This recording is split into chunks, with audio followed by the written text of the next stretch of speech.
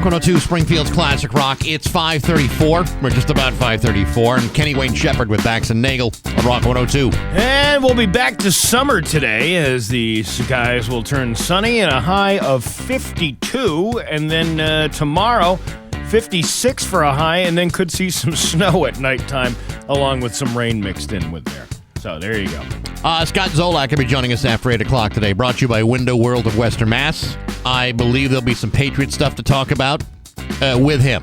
Have you seen Dan Williams' video about the rig thing? And there's must have been like 700 and something comments on that. A mixed bag of feelings. So maybe we can ask Scott Zolak what he thinks about that. Oh, good. Yeah. Good. Yeah. Well, you're going to bring a conspiracy theory, you got to go talk to the horse that it comes out of. If you want to refer to Zolak as a horse, that's your business. I'm just saying. Sure. We can just ask him, hey, listen, I know you're in this realm of NFL people. Is this fixed? We'll get to the bottom of that later on today. There's that and more. It's Bax and Nagle on Rock 102. Rock 102's Pro Picks. Springfield's Classic Rock. It's 5:51, and the Scorpions are Bax and Nagle on Rock 102. It is going to be like spring today. Like a real spring day. It's going to be sunny with a high of 52. Tomorrow, cloudy with a high of 56, and then turning over to snow and rain by the end of the night. It's 27 right now in downtown Springfield. Hollywood Trash is brought to you by Western Mass Masons. Call them for all your foundation and chimney needs. Somehow you still care about what's happening in Hollywood. So, from Tinseltown, 3,000 miles away, it's Steve Nagle's Hollywood Trash. Let's see. The Academy of Motion Picture Arts and Sciences has signed a multi-year agreement with YouTube, making it the exclusive global destination for the Oscars from 2029 to 2033. Wow. This marks the first time the Oscars will premiere on a streaming platform rather than broadcast TV. YouTube will stream the ceremony live and free worldwide, offering additional content such as red carpet coverage and behind-the-scenes footage. The deal aims to expand the access to Oscars and celebrate cinema on a global scale, with YouTube becoming the central hub for the entire Oscars ecosystem. The move reflects a broader industry shift towards digital platforms for marquee live events, challenging traditional broadcast distribution. Have you ever been more excited for a bit of news in your life? No, I don't do that. I could care less. Really? Yeah, I never watched the Oscars when they were on regular television. I just would get the recap the day after. All right, well, then be that way. The fact it's on YouTube, I think, is just thrilling. Yeah. Is it? No. Yeah, it's not. U.S. alt-rock band Jane's Addiction has announced they are parting ways after a tumultuous 15 months of fisticuffs, accusations, and lawsuits. The band terminated their reunion tour last year after an onstage altercation between frontman Perry Farrell and guitarist Dave Navarro led to a $10 million lawsuit. In a statement, the band expressed a desire to resolve their differences and focus on their separate musical endeavors. The band addressed the incident and apologized for their actions, hinting that legal proceedings may not be pursued. Jane's Addiction, formed in 1985, has a history of internal tensions and struggles with addiction, weirdly, but has left a lasting impact on alternative rock music. Apparently, Perry Farrell apologized for maybe being out of sorts that night. Yeah. When he decided to take a couple of swings at Dave Navarro. Like, maybe he might have been in the wrong. Was he, like, gorked out of his mind, too? Oh, probably. Yes, for, like, months before that show. Yeah, see?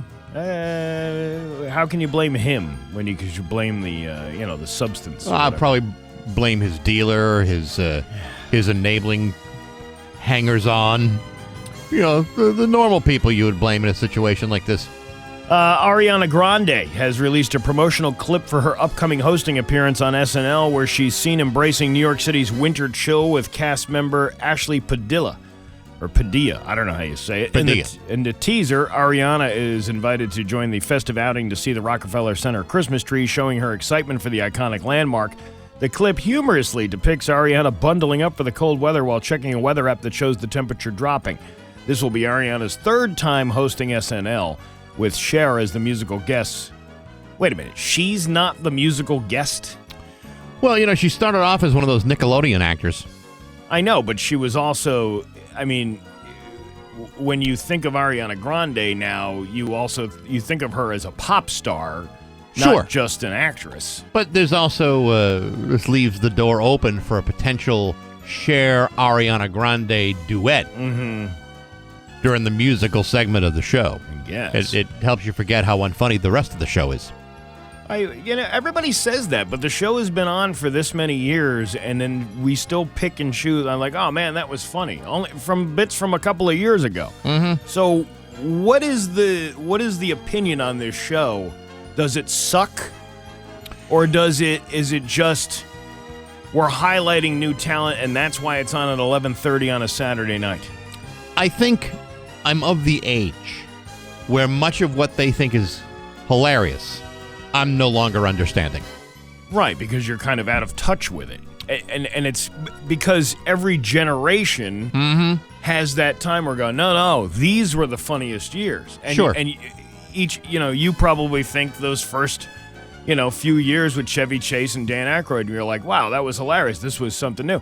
But then there's people who are a little bit younger than you that said, no, those Billy Crystal years with the, that was funny. Well, those Billy Crystal years were special. And then, Eddie Murphy. And then, in my generation, no, the Adam Sandler, Rob Schneider, Chris Farley years, those were the years.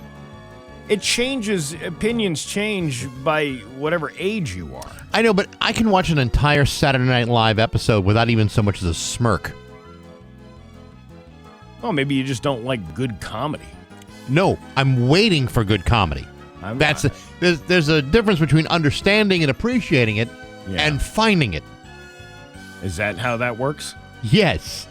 I've had an easier time trying to find Bigfoot in the woods. I think it's subjective. Everybody finds something new. I suppose. Hollywood director Rob Reiner and his wife were allegedly murdered by their son Nick, who has been charged with 2 counts of first-degree murder. The couple was found dead in their master bedroom with multiple sharp force injuries.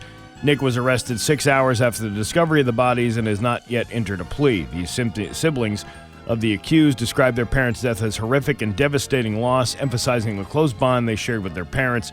Nick's struggles with drug addiction have been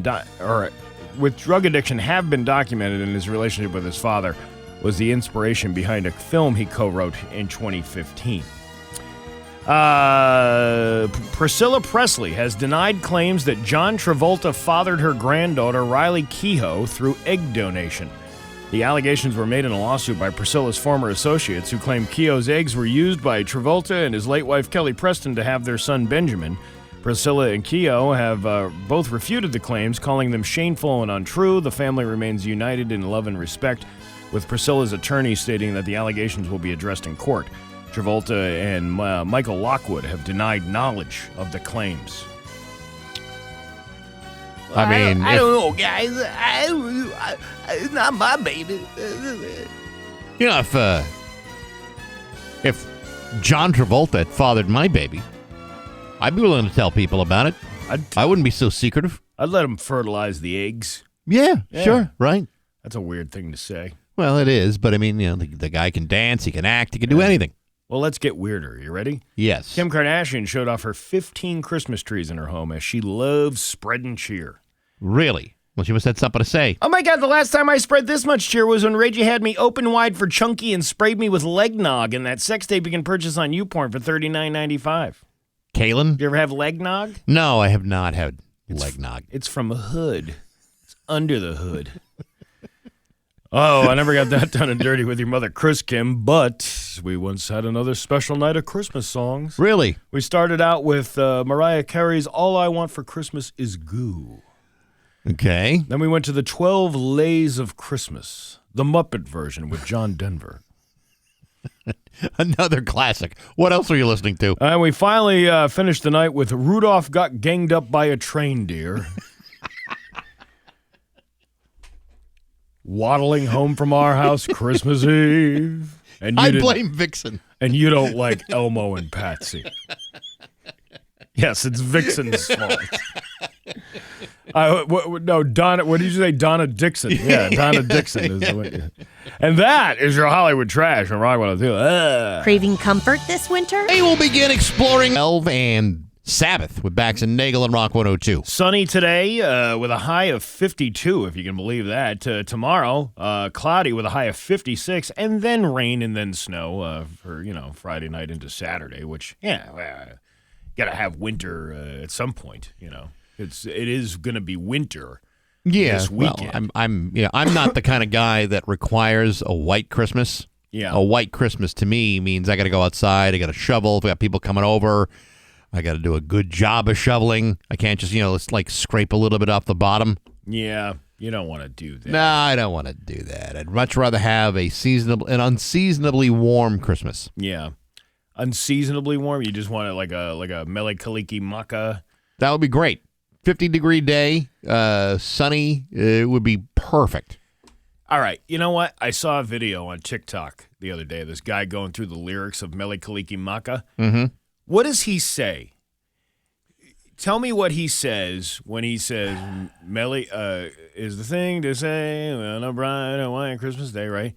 And then it goes, Mele Kaliki Makkah is a...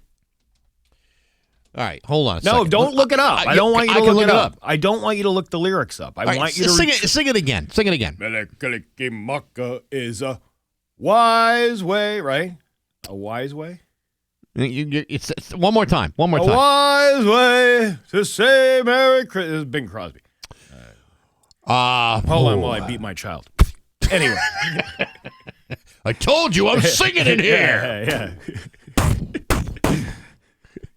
Try not to interrupt your father when he's working. It's not a wise way. It's Hawaii's way. That's what he says. Hawaii's? It's Hawaii's way. It's Hawaii's way. Oh, it's. See, I didn't thought he realize said it. See, I didn't realize it was an Hawaiian Christmas song. How would you not know that? I don't know. I'm just finding out that Santa Claus was never actually in town one weekend. Well, he's been in other towns here and there.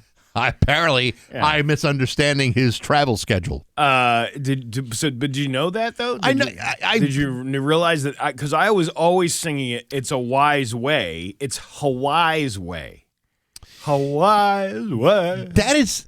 I'm just going to be flat out honest with you. Yeah. That is not one of those Christmas songs that I have spent a lot of time with. Now, if you're talking about Good King Wenceslas, who was deep and crisp and even, then we're talking I'm all over it. You're talking about the 12 Days of Christmas. Yeah. I may get a couple of the numbers screwed up about how many maids are milking or how many lords are dancing, or lords are leaping. But for the most part, that's one I do not celebrate in the same way. Really? No. Why? That's like one of the most classic Christmas songs you could get. It's Bing Crosby, for God's sake. I get that. You know how many kids he had to beat to get that recording done? Quite a few. Yeah. Year after year. I'm working here. Now listen. Yeah. David Bowie's coming to the house, and when he gets here, I want all you kids to be seen and not heard. That's usually how he conducted his business at home. Otherwise, you'll all be over my knee. Yeah. Getting introduced to Mr. Spanky. Isn't it hard to imagine, like, somebody being the way he was, and then having this really dark side that he would beat his children? And then there's only like a couple of children that back up that claim, and the rest of the siblings are like, no, it wasn't like that. It wasn't like that at all. Well, have you ever read any stories about how, like, Jerry Lewis would actually treat his kids, not Jerry's kids. He was very good to Jerry's kids. But Jerry's real kids, including the ones he, like, wrote out of his will. Yeah, well, I mean, when they get grabby, when they want stuff from you. Well, I didn't even know if it was a matter of the kids being grabby. It's just when you're talking about Jerry's kids, you almost have to ask, well, which kids are we talking about? The ones that were sick, not the ones that he birthed. Not the ones that were just sick of dad. Yeah, right. That's because that's a totally different group of kids. Well, you always treat the kids that are not yours better than your own. That's how you do that. But look, every year Bing Crosby would have that Christmas special. Yeah, every year, and it was like a television tradition. That Bing Crosby would have this, You know, he'd have the fire. You have the roasted chestnuts. David Bowie. David Bowie would pop over for a little sing-along. He'd, smoke his pipe. He'd put on his cardigan sweater. And then when the cameras were off and the lights were down, that's when he would go and kick a little ass. Show the kids who's boss. Listen, I need to break it to you, but Santa Claus is watching you, not listening to what your dad just told you to do. You're going to get coal in your stocking this year. Well, in the spirit of Christmas, we see a lot of toy drives around here and everything like that. Like 22 News does their big Toys for Tots drive. There's some other ones that are around here. But if you lived in Portland, strippers are now the #1 donor of toys to Children's Hospital in that area. This year, they broke their own record. Is it Toys for Tots? I think it's Toys for Thoughts. That's not the one I was thinking of. Over the past 14 years, Portland, Oregon, and area strippers have donated $183,000 worth of toys to the Doran Becker Children's Hospital during their annual fundraiser, Tatas for Toys. This makes them the top donor to the hospital. They're the topless donors. I always wonder, how far you can go with, like cannabis dispensaries. Sure. A cannabis dispensary donates a bunch of money to a school for like Coats for Kids or something really, a really good cause. How are you as the recipient? Let's say you're the organization, the school, or maybe you're like a Make-A-Wish thing or whatever you may be. You may be this, pure, wholesome organization. Sure. That is now getting $183,000 from a strip club. Do you take it? And how do you manage to tell everybody, you know what? Yes, they're something that we wouldn't be participating in or whatever, but here we are with the money. I can understand where the argument would come from. Like, that's, do you want to take that kind of money? But you know what? Strippers are gracious, wonderful human beings like the rest of us. They just happen to have unusual jobs in which they collect sweaty dollar bills from, perverted old men sitting around a bar all afternoon. Well, everybody's got to make a buck somehow. if these young Would ladies... you like to donate a toy to the lady? Would you like to buy the lady a toy? And the 15th annual event held Tuesday night at the Alberta Rose Theater broke previous records, making it rain with $60,000 in donations. A tradition started by comedian Aaron Ross. The very first Tatas for Toys raised $500, enough to fill a small wagon with toys. It's kind of like the Mayflower Marathon. The first one was a little... What starts small grows over time. But now the North Pole dancers have even more to show off. North Pole dancers. I love that. Portland showed the F up for kids at Tatas for Toys. They showed the F up. One attendee, Ryan Castro, posted on an Instagram story. They raised more tonight than the whole first 10 years combined. The money raised at each annual event is used to buy toys from local Portland businesses, stocking the hospital's child life therapy program. And this year's event kicked off with a chant of "We're #1" as the group celebrated their donation milestone with the hospital. "Nobody donates more toys to Doran Becker Children's Hospital than us," Ross said to a cheering crowd. A dancer from the show, Carly Merle, what's her real name, though? Coco. Also shared a video from the evening's festivities, which included sexy variety acts, live music, auctions, drinks, and all-around merriment. Honestly speechless, said Morel, who works as a personal trainer by day.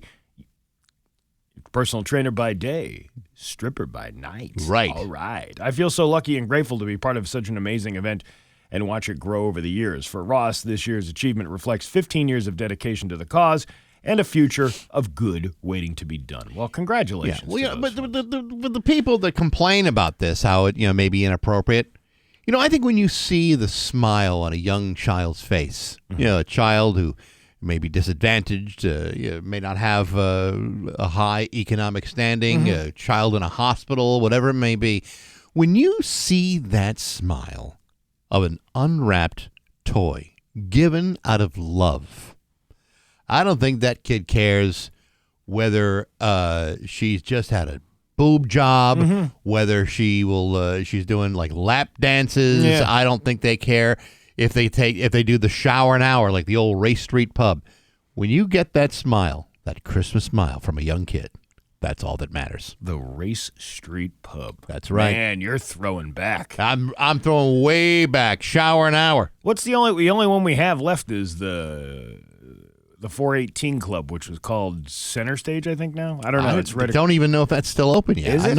I think they were shut down for renovations that never happened. I don't think I've been to a strip club in probably 25 years. Like, that's been that long. Is Anthony's still open? Oh, Anthony's is I think Anthony's is still open. What about the Castaway? The old Porn of the Corn is gone? That is closed. Come on. I drove by that on my way to Greenfield a couple of weeks ago. What's going to happen to all these kids who were looking for a toy this Christmas season? Well, I don't think they were doing Toys for Tots up there. You don't think so? I think they were trying to support the local economy,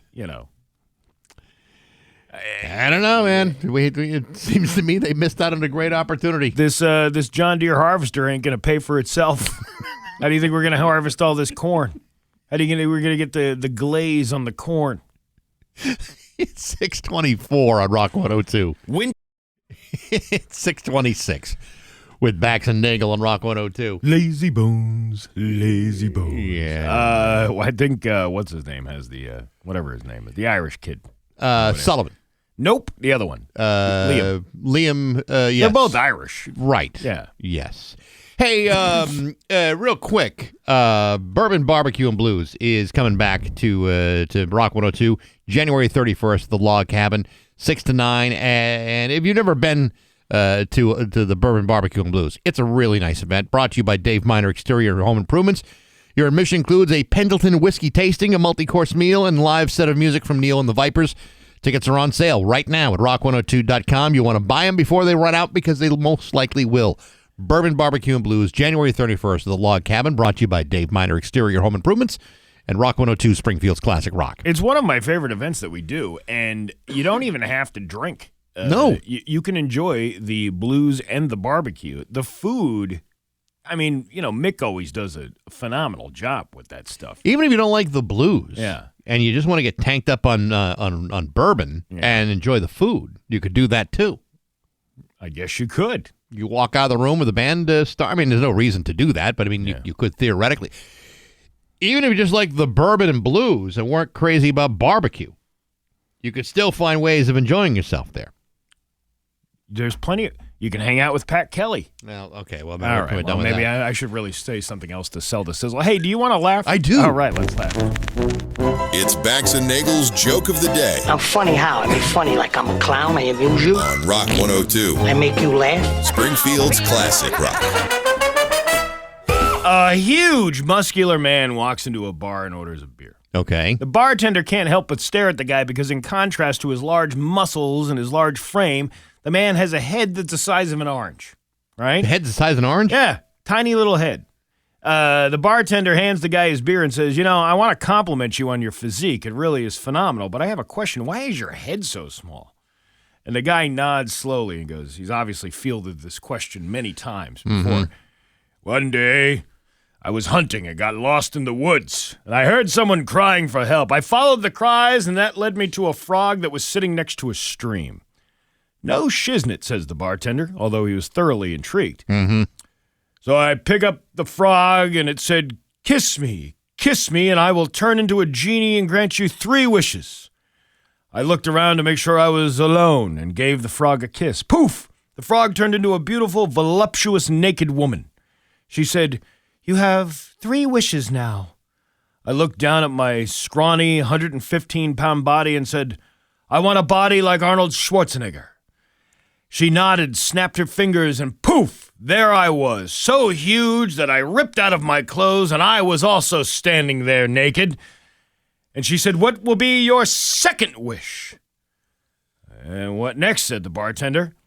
I looked hungrily at her beautiful body and replied, I want to make sensuous love with you here by this stream. She nodded and lay down and beckoned me. Uh-huh. We made love right there by the stream for hours. Yeah. Afterwards, we lay next to each other, sweating from our glorious lovemaking session, and she whispered into my ear, "You know, you have one more wish. What's it gonna be?" And I looked at her and replied, "How about a little head?" And that's how he got the orange head. I don't get it. I don't get it either. I don't understand. Why would you ask that for a tiny Why would head? you want a head like an orange? I don't know. I mean, have a like. Well, it's the size of an orange. You Well, didn't let me- ask for an orange head. How about the size of a cantaloupe? That's almost normal. What about a watermelon? watermelon? That's a little big. That's a little big. Maybe Maybe a small seedless watermelon. One of those little tiny ones. What about what other kind of melons are out there? Is like a Saba melon? Saba melon. Yeah, Right, Saba yeah, melon. sure. Yeah, A good there you cantaloupe, water, like a honeydew. You know, one day I'll understand what these jokes mean. Bax and Nagle in the morning on Rock 102. 6:34 with Bax and Nagle and Rock 102. It's time for news brought to you by Aquapump, an expert in all water supply systems from the well to the pump and into the house. Here's local radio icon Steve Nagle. Thanks, Bax. One person has died in a house fire on Fort Hill Terrace in Northampton from Tuesday night. The State Department of Fire Services spokesperson Jake Wark states that just after 9:20 p.m. on Tuesday, crews received a report of a fire at 29 Fort Hill Terrace. As crews worked their way to the fire, they learned that a person might be trapped inside. When crews arrived, heavy smoke and flames were seen coming from the two-story single-family home. Northampton officers attempted to enter the home but were forced back by the high heat and fire conditions. Firefighters began to put out the fire and made entry to search for residents. They located a person who unfortunately died in the fire. The Office of Chief Medical Examiner will determine the exact cause and manner of death. One other resident was able to escape. The fire was put out in about an hour, and the first companies to arrive at the fire did not hear alarms going off. The cause of the fire is being investigated by the Northampton Fire Department, the police, state police, fire investigators, and state police detectives assigned to the Northwestern DA's office. And Northampton Mayor Gina Louise Sciarra released a statement following the fire and offered her condolences to the family and how it is such a sad loss for the Northampton community. Let's see, something a little bit happier. Maybe? That'd be great. Springfield Crossing, the new shopping plaza occupying the former site of the Eastfield Ball held its grand opening yesterday at 11 a.m. Even though several stores had already been open. It's a grand opening. Well, Steve, you got to understand when it comes to opening up a new business, you have your opening, but no, like you have your soft opening. Yeah, okay. That's what I'm talking about. Then there's the bigger opening. That's what I'm talking about. Okay, and then there's the grand opening. That's what I'm talking about. And then there's the closing and the liquidation sale. That's what I don't want to see. And then there's the sign that says for lease. Navidad. Right. Yes. Just in time for the holidays. Yeah, the reconstruction of the site represents a $77 million investment aimed at revitalizing retail options in the area. The project has transformed the once operational Eastfield Mall until it wasn't operational anymore. The once inhabited Eastfield Mall. Which served the community for 55 years. She was so nice. Lord, she was lovey-dovey. You know, to the best of my knowledge, this is the first retail they've ever had on Boston Road. I've never seen any other retail stores on Boston Road. No, I've only heard that there's a Walmart, Kohl's. Or how about a Smoky Bones? I miss Smoky Bones. Smoky Bones, yeah. That was a good, I think it's a pool store now. No. Or is that next to the pool store? No, Smoky, you're thinking of Famous Dave's. Famous Dave's is next to the pool store. Smoky Bones is now next to the church. Smoky Bones is no longer in business. It hasn't been in business for like 20 years. That's what I'm saying. Yeah. Smoky Bones on Boston Road is now next to an operational church. I had no idea. Famous Dave's, I believe, is now a tool store. You know, I went out to that like Boston Road yesterday. Yeah. I didn't go down that side where the Springfield Crossing was because I didn't want to deal with all the horrible traffic at the new retail location. Sure. Which I didn't see any. But anyway, but if you had, you wouldn't want to be a part of it. No, but I went down Route 20 into Palmer. I was getting some town signs that I needed to grab for some future videos. So sure. Be on the lookout for Wilbraham, Palmer, and Brimfield and Munson. surprised Palmer's taking so long to get its due. Well, it's more about the location I travel to. Like I can't be everywhere at once. I'm only one person. Yeah, who do you think you are, John Oliver? I know, right? That guy's been everywhere, man. Well, he was everywhere. He was in his time. He was everywhere. Yes. Now he's in one place. Heaven. Project. I drove down Route 20 from Wilbraham through Palmer, and like that little I don't know, that little like testicle of Munson that you go through where the magic lantern used to be. Right. It is now Dazed Cannabis, and it kind of just like threw me off. I'm like, that's where you used to be able to smell a skunk smell, and now you can smell it again, but in a different way. In a much different way. Yeah. You know what? It wasn't a horrible place. I mean, there were some people that jokingly call it like the tragic lantern or the magic latrine. I've heard them pronounce that all kinds of. But I've also heard that it was the Palmer Ballet. Oh yeah, well, I mean, any strip club, you used to call it the Springfield Ballet or the right, yes, the Whately Ballet. And I just talked about, not that it's a strip club, but it's in that, it was in that building. Smokey Joe's is closing, I believe. The cigar place? Yeah, and my understanding is that Joe that owned it is going into some sort of business arrangement with Rafer Pellegrino, but not there. So I believe he was like the final tenant of that building. So it's just moving.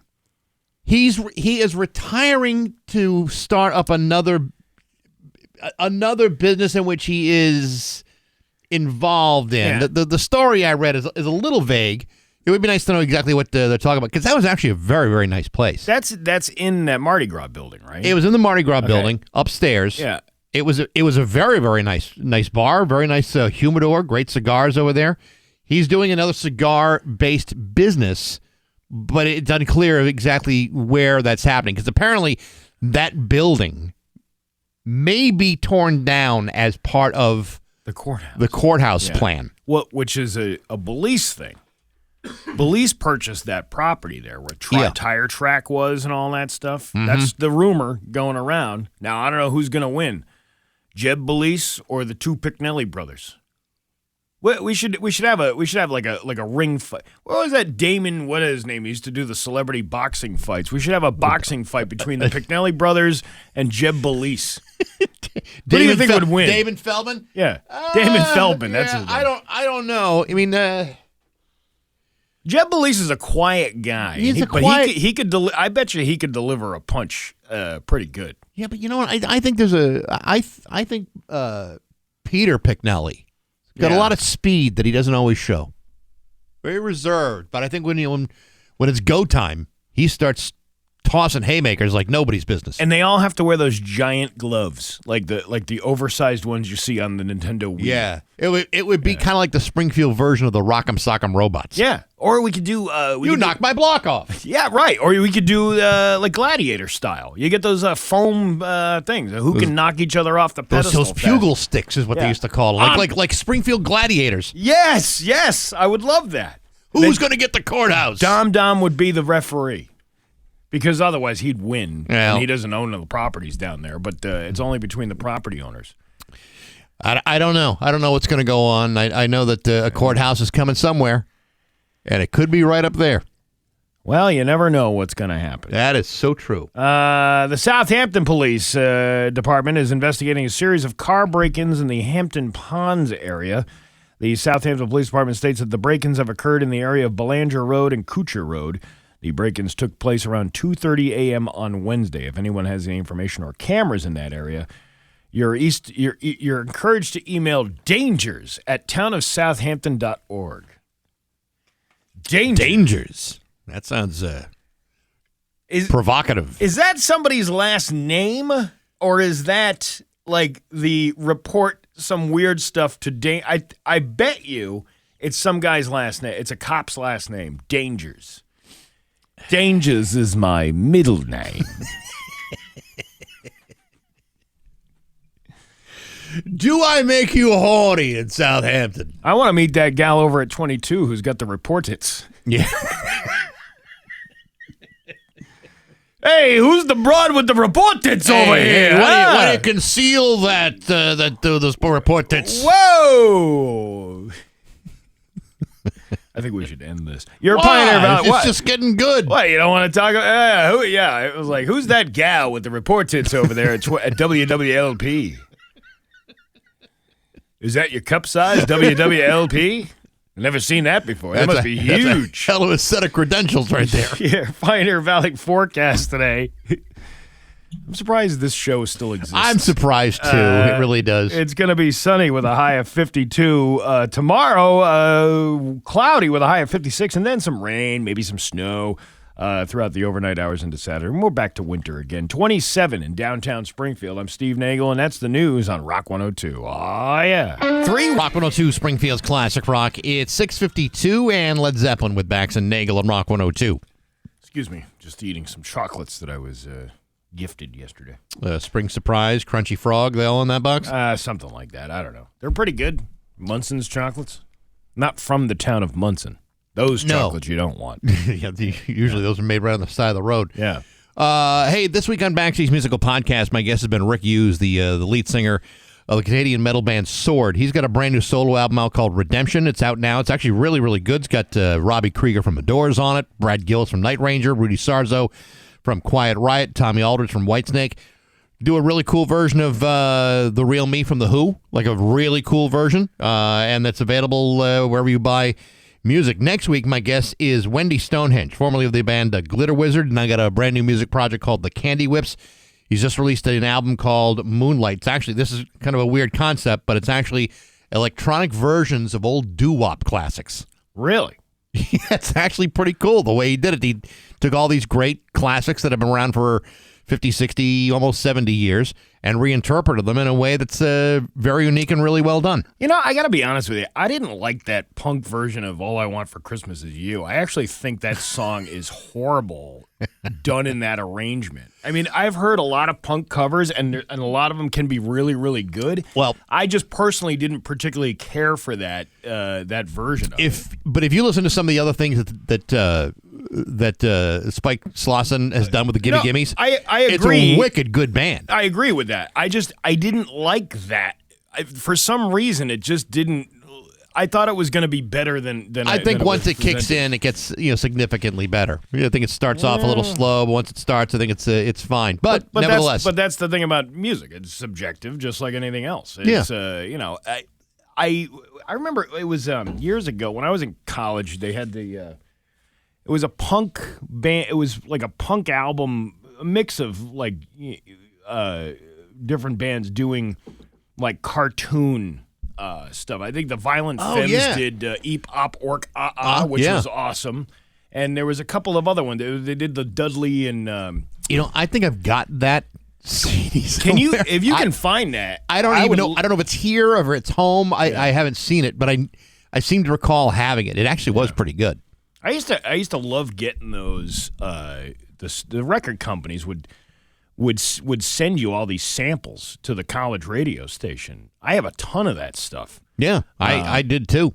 And some of these ones that you can't find anywhere. And you can't really sell them either because they were meant purely for promotional usage. Well, I mean, you can sell it, in the back of your car if you wanted to, but as far as like a legitimate sale, you can't really get away with that. But I kind of miss getting those albums when you'd always some of it would not be that great, but then some every once in a while you get one that had like a nice gem on it that you would be interested in. Those are the days, boy. Those were the days. There was this banjo. This band called the Back Porch Rockers, right? Okay. And the song is called The Hound, and it's all about riding a Greyhound bus. And I think it was actually one of the funniest things to talk about. How a Greyhound bus works. Yeah. But it's like this. The guy is clearly kind of pretending to be some old country boy about going Greyhound, leave the driving to us. There's some There are some great songs from the 80s that are absolutely sick, that are hilarious. Yeah. I'm thinking like there was a band called the Beat Farmers. They did a song called Happy Boy. Yeah. And it's just this guy, this guy with this real booming voice talking about what a happy boy he is. Just minding his own business, and one day runs over his dog and puts the carcass in a drawer. And then forgets all about it, and then one day opens the drawer, can't help laughing himself. Boy, that was a good dog. That was kind of like, was it the Stones who started that with the girl with the faraway eyes talking about I was driving down early Sunday morning listening to country music on a college radio station, gospel music. You know, I wonder if that was, let me see if I can find this. Okay, if we can find this or not. I don't know if I. Oh yeah, here it is. Here's the Hound from the Back Porch Rockers. Yeah.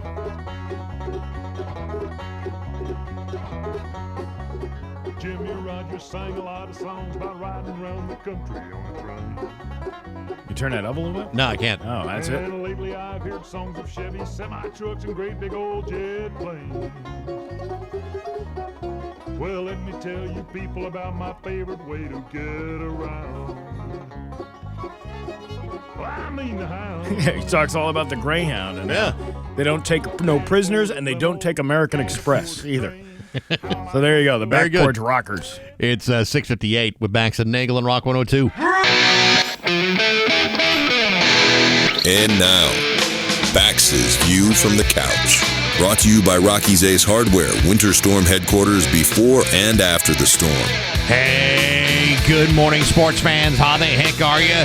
Folks, when the University of Michigan fired head football coach Sharon Moore about a little more than a week ago, they had pretty good reason to do so. First, there was the inappropriate relationship with a staff member. Then there was that whole thing with the third-degree home invasion, breaking and entering, and all that stalking. In short, the University of Michigan fired the guy because there was a chance that Coach Moore might have been somewhat of an a-hole. This, of course, is a shame because the Michigan Wolverines are in the middle of preparing themselves to face Texas at the Cheez-It Citrus Bowl on December 31st. The timing could not have been worse. But that's not the only college football program that's looking at some problems this week. Yesterday, Ohio University fired their head football coach, Brian Smith, just days before the hotly anticipated Scooters Coffee Frisco Bowl on December 23rd against UNLV. In this case, Brian Smith was fired for alleged contract violation, in which he is accused of, quote, engaging in serious professional misconduct and participating in activities that reflect unfavorably upon the university. What sort of misconduct are we talking about? No one is saying for sure, other than Brian Smith's lawyers who claim their client is an ethical human being who plans to fight against what they believe is a wrongful termination. Folks, without knowing many of the details, it's hard to know for sure whether Brian Smith deserved to get fired or not. All I can tell you is that coaches don't usually get fired before upcoming bowl games unless there's a pretty damn good reason to do so. I also know the best way to not get fired before a bowl game for reasons of professional misconduct is to not participate in professional misconduct. Truth be told, avoiding professional misconduct is actually much easier than you might think. All you have to do is say, I don't want to participate in professional misconduct, and then stick to it. That way you can participate in the Cheez-It Citrus Bowl or the Scooters Coffee Frisco Bowl without fear of reprisals. But if you act like a jackass, then you can certainly expect to not be coaching in those games. It's really just that simple. But hey, enough of my yapping. Sports brought to you by Rocky's Ace Hardware. A manly man deserves a manly soap. Am I right? Like a bar of soap. Go to Rocky's for Dr. Squatch Pine Tar Soap or Wood Barrel Bourbon Soap. Only $6 a bar. Don't be a cheapskate. Get them a bar of each. What the heck? Manly soap at your neighborhood Rocky's Ace Hardware and Bath. I'm Bax. That's my view from the couch.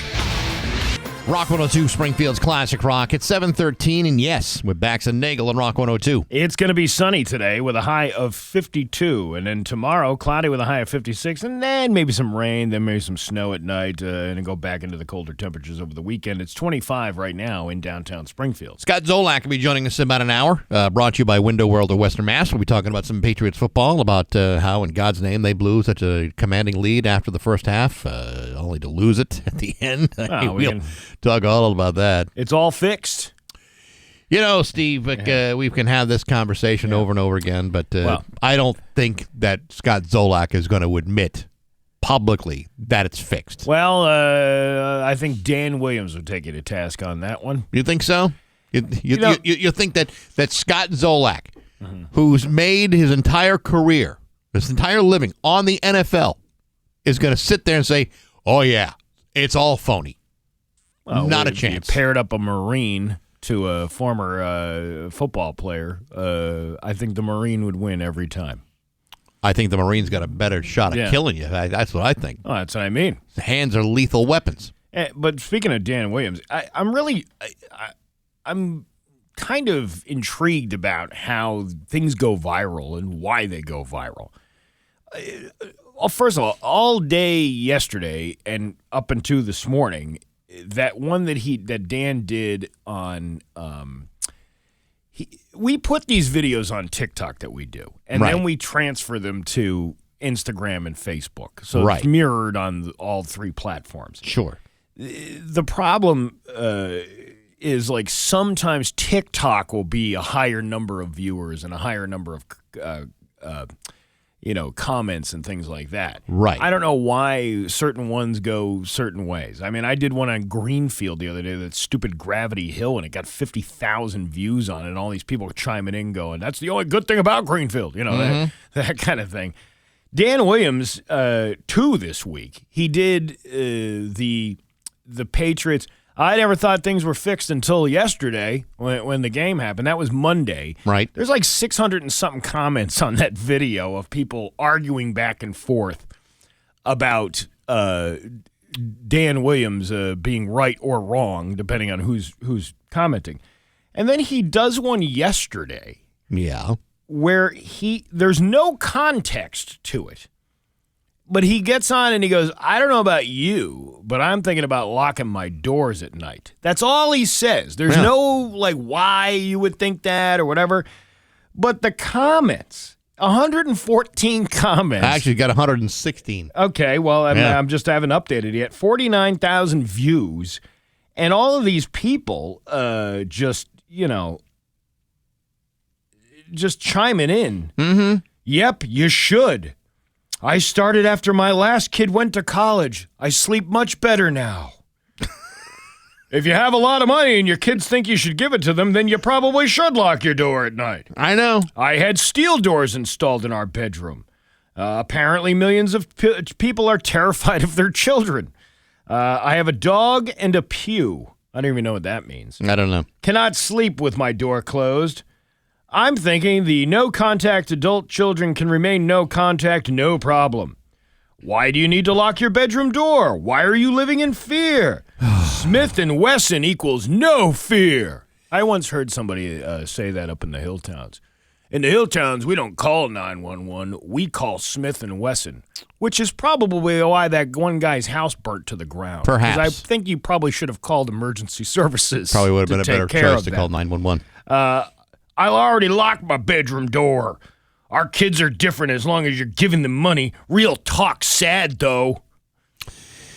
So, in other words, without any context, without any explanation as to what he's getting at, I have no idea. All of these people, all 116 people thought, well, he must be talking about exactly what I'm thinking in the back of my head. And that's what makes Dan so grand.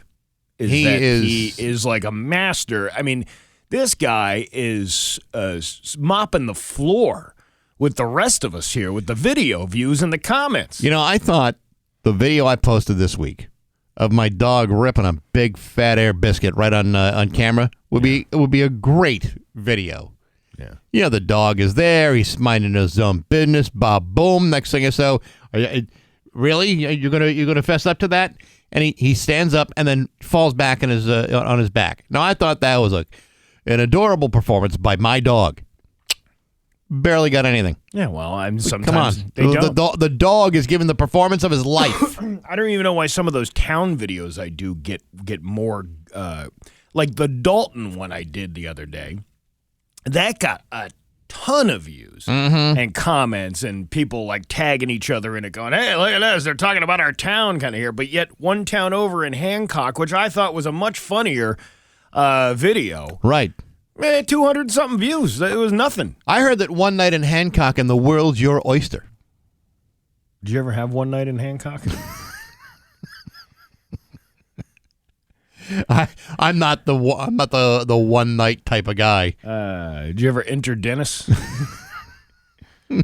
Coming straight from Yarmouth? No, absolutely not. The South Yarmouth. The South Yarmouth, right by the Camelot Inn in Yarmouth. And there's all these people. I like this one. My German Shepherd sleeps with us. Not worried. Is that what you call your husband? I mean, I could turn it around and say, I don't know what context you're talking in when you say my German Shepherd. Maybe that's what we should do today. We should do videos that mean nothing. At all, and see where it lies. But you got to come up with a good hook. I mean, Dan did it right. He's like, I don't know about you, but I'm locking my door at night. And that's all he says, and these people go nuts. What is it about Dan Williams that's just so... I guess he just kind of ropes you in. Let's try this. I don't know about you, but I can't stand these shoes. Let's see what happens. Yes. There's something wrong with my shoe. What is it? What's wrong with your shoe? And that's the beauty of it. That's it. There's actually nothing wrong with my shoe, but people are going to put in their heads, man, I got problems with my shoes too. I like this guy. I raise damn good kids. No worries here. And then somebody replied, it's not always about how you raise them. I have 6 kids. 5 are good, loving, respectful, perfect kids. 1 is mean, thinks he's entitled. The world owes him, and everyone is out to get him. He hates me, and he scares me. They were all raised together, same house, same parents, same love, same discipline. He's 34 and has only gotten more angry with time. All right, listen. Because you had 6 kids. There's no reason for you to be spilling your guts out on a TikTok comment, hoping to get like a helping hand, like some sort of life preserver that's going to pull you out of your life of misery. That's oversharing some information about you that nobody asked for. Exactly. And if you want, and you know what? Since you put it out there, here's the problem: you had 6 kids. 5 of them, you were doing great, and then the 6th one comes along. And you neglect them. You figure, this kid will figure it out with himself with all the other 5 that he's got going here. And then all of a sudden they grow up and they're angry with you because you didn't give them enough attention because you were too busy paying attention to 5 other children. You had to go to a state school because your other siblings had to go to private universities. There was no money left for you and your education. Yeah. Here, this guy's thinking, I always said... I was always afraid if I would lock my bedroom door and then have some type of medical incident in the night, people couldn't come get me without knocking down the door. That's actually a pretty logical response to that. My dogs are right by my door. I lock my house at night. No, I'm good. I like the breeze. All you got to do is raise your kids right.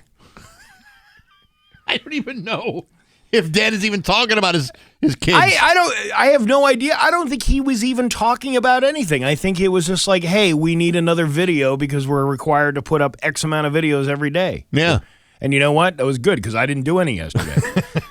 So, he's making up for the rest of us. It's 7:22 with Bax and Nagle on Rock 102. Maybe it's a follow-up. Oh.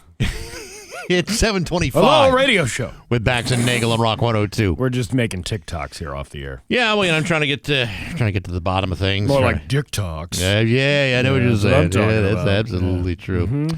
I got a message from the Hawkman wanting to know if we're going to be singing any Christmas songs this year. Sing any Christmas songs? Yeah, I mean, he just the message was, Bax, are you guys going to sing Christmas songs? I don't even know what that means. Right. Was it expecting us to sing Christmas songs? What? I don't know. I don't know. Here's my favorite. You ready? Yeah. Hold on a second. You got to wait for the ad to play. All right. What blocker? Blocker. Syrup. It's a. They're showing a Huggies commercial with chocolate syrup down the middle of it. Oh, that's disgusting. It is disgusting. Well, no, we can skip that. Here we go. Ready? Right, okay. Here we go. Christmas dinner country style by the great Bing Crosby. Mother, mother, everybody's starving. Mother, mother, let's eat. I don't know that one. Horses, got a million courses, and I'm serving the treats. Jeremiah, go and get your brother. Jane and Jonah, you too. And Micaiah, go and get your brother. Then Jamie, then Sue. Mother, mother, everybody's happy. Mother, mother. But Dad, you know that I'm about to serve a Christmas dinner country style. Here we go. Here's the big guy. Hey, everybody sit and bow your heads. We'll all say grace and then break bread. Dad, stop! Stop hitting me! Put your napkin on your lap while Jeb pours cider from the tap. I'll show you who's boss. Oh, that turkey looked divine. Now promenade it down the line. Up in the dark, we're long on white. For Alabama paddlers to your right. We used to listen to this over and over and over. I don't know this one the way I probably should. You should know this I know. It was just a Who doesn't certainly like the family classic. Who doesn't like a good square dance eating Christmas dinner while Dad beats the crap out of the rest of the kids? Yeah, that's nice stuff. That really says Merry Christmas to you and yours. Yeah.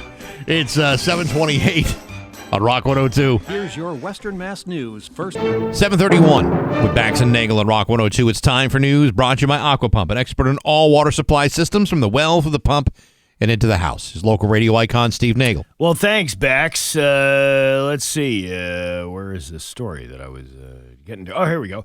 We're getting Western Mass News is getting answers on a new announcement from automakers Hyundai and Kia. Under a new nationwide settlement, the companies must now offer free repairs to millions of models to equip them with proper anti-theft technology. It comes after recent TikTok trends that led to hundreds of Hyundai and Kia thefts across the country, and, of course, right here in Western Massachusetts. We had a client call. He's unfortunately had 2 times his car been taken, said Todd DiBiase, the service director at Gary Rome Hyundai. That's not the only call that Gary Rome Hyundai has received related to car thefts in recent years, nor it is uncommon for any Hyundai or Kia dealership to field these types of calls. There was kind of a TikTok challenge out there, and they were basically telling usually kids that it's easy to steal these vehicles, said Gary Rome. In 2023 alone, Springfield police saw the number of motor vehicle thefts in the city nearly double. 75% of those stolen cars were either Hyundais or Kias. That's the problem with the trends on TikTok, right? Is that they encourage people to do things. If this had gone another way and said, Toyotas or Fords or any number of other vehicles, it was specifically for these. Well, my understanding is there is some technology that the Hyundais and Kias do not have that other manufacturers do that make it easier to steal. But I got to tell you, if you're going to steal a car, you want to steal a car with good fuel efficiency and good, customer reliability information. Who doesn't want a Palisades or a Sonata? Right. I mean, those are, those are all decent cars, all decent vehicles. If you were going to, it's probably better to buy one. Yeah. I mean, you get all the warranty benefits. It helps your credit. All those kinds of things. And those are reviewed in the newest edition of Consumer Reports. And to think I stole it on Mulberry Street, right here in Springfield. Right. I mean, that's usually where. I mean, you don't be out there, stealing some sort of gas guzzling, rust bucket, right? You don't want some steel death trap. You don't want some sort of crap box. Yeah, you want a reliable vehicle that handles well in the snow. Maybe have like front wheel drive, crash tested if you run from the police. Good safety features. You want all that stuff. Yeah. I don't know why. I don't know why anybody would want to steal a. If I were a car thief, those would be on the top of my list. I'm glad we know now. Now we know what your theft ring mentality would be. This is how I would hang. There's a number of names you often associate with this time of year. There's the Grinch, Dominic the Donkey, Scrooge, and of course, Santa Claus and his reindeer. Mm-hmm. Now there's a new holiday icon who's celebrating the 12 days of Christmas around the city of Chicopee. Meet Chickarilla, the city's town holiday mascot who's going a little bananas. Chickarilla first appeared on the mayor's office Facebook page on Sunday for the first day of Chickarillamas.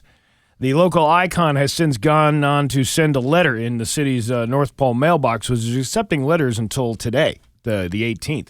You can click here to follow the rest of Chickarilla's adventure on Facebook for the next 9 days of Chickarillamas.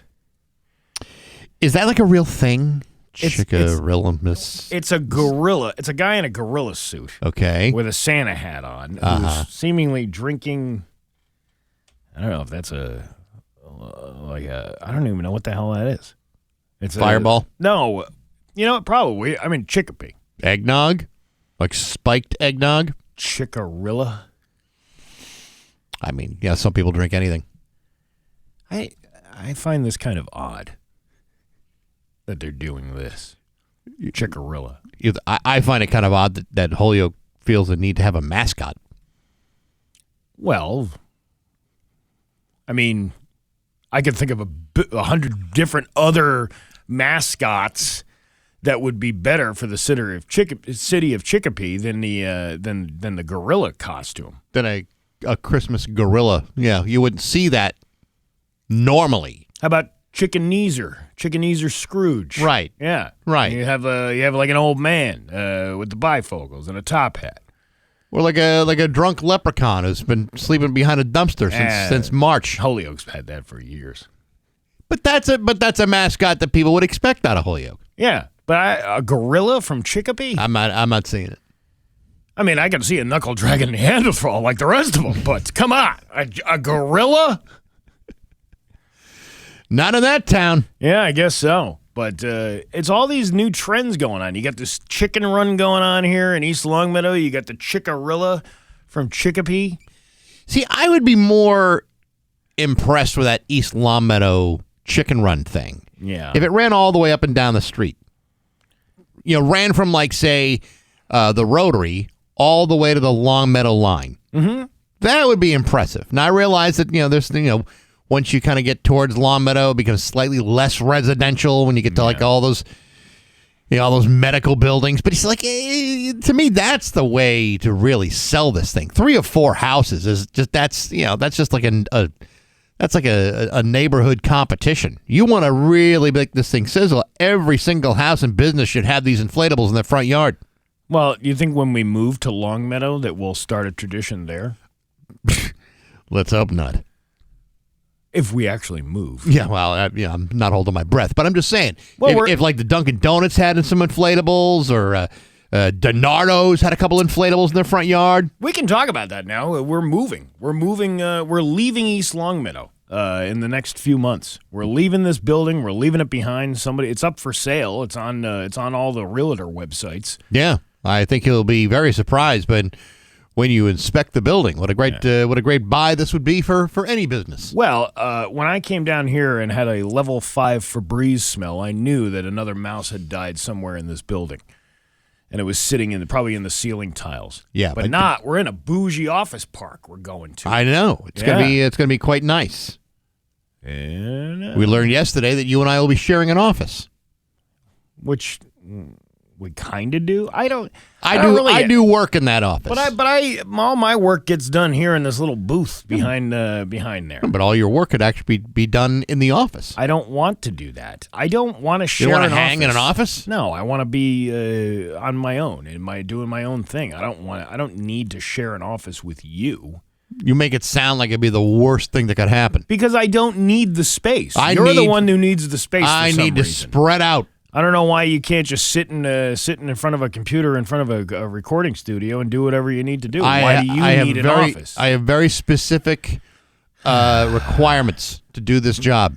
That's going to be a shiznit show when they decide, because the salespeople are going to be in there first. We're the last to leave. We're going to be the last. This is like when they evacuate for a hurricane. Right. We're like the last people left behind. Going, no, we don't want to go. I don't think there's anyone here in the air staff that's going to be sitting here refusing to leave the building because they love it so much. No, but they care about us so much that we're the last to leave. Well, because there's the most amount to do in building studios. There's a lot of work that's involved. Why wouldn't you just move everybody at once? Why wouldn't you just say, hey, we're putting all the equipment in there, and then by the time we have this date coming where all of you move in there. I've been in part of that kind of process once before in my career, and this is how they always do it. Sales and administrative offices always seem to move first. All the air staff, which nobody on the corporate level gives a rat's ass about, we're the last ones here. We're abandoning East Longmeadow. I don't know how people are going to feel about that. Listen, I mean, we're not going far away. It's all going to be fine. And to be honest, this building was slightly out of date 30 years ago when I took the job. We're financial posturing now. We're showing how bougie we can get by getting a better office. No, we could have been bougier. We could have built our own building, a bougie building, but we didn't do that. We don't have the kind of money for that. No, you're going to be paid to the nose for that kind of thing. The 25th Russell Parade of Lights organizer, Missy Castro, chair of the Recreation Committee, said the cold did not deter anyone coming out to watch on December 13th. Actually, Missy, it kind of did for me because it was a little too cold Saturday night. Well, that's you, Steve. I'm sure there are other people in Russell, you said? Russell? Yeah, Russell. I'm sure there are other people in Russell that couldn't wait to get outside. The parade went off without a hitch this year, she said, adding kids were all bundled up with little bags waiting for the candy that gets tossed out of most of the vehicles. The Russell Montgomery Police Department's Crown Vic Unit 309. That's a cherry ride you got there. The Crown Vic Unit 309 makes the Unit 310 look like a luxury liner. Yeah, it's much easier to throw candy out the window with that model. It led the parade as its final duty. You just said duty. We even had a surprise entry. The Hampden County Sheriff's Department brought 2 beautiful horses, which delighted everyone watching, which were also put down after the Parade of Lights, just like the Crown Vic 309. You know, when it comes to horses, I don't like the idea of surprise entry. Yeah, I don't know if I've seen videos and it's not pretty. Trophies were given out as a celebration afterwards to first responders and community participants. First place in the first responder professional category went to the Holyoke Fire Department's large engine, with candy canes lining all around the top. Second place went to the Huntington Fire Department's engine, sporting a giant blow-up minion. And third place to the Chester Fire Department's antique truck. Wow. We got an antique right here from Chester. Same truck we put in this parade 15,000 years in a row. This put out the first fire. The first time anything was set ablaze in this town, this truck was right on the spot. First place in the Civilian Open Division went to the Hilltown Hikers Float with its bubble snow machine. Second place went to Whoville Tractor, driven by Don York. And third place went to the Inflatable Santa, driven by Ray Reed.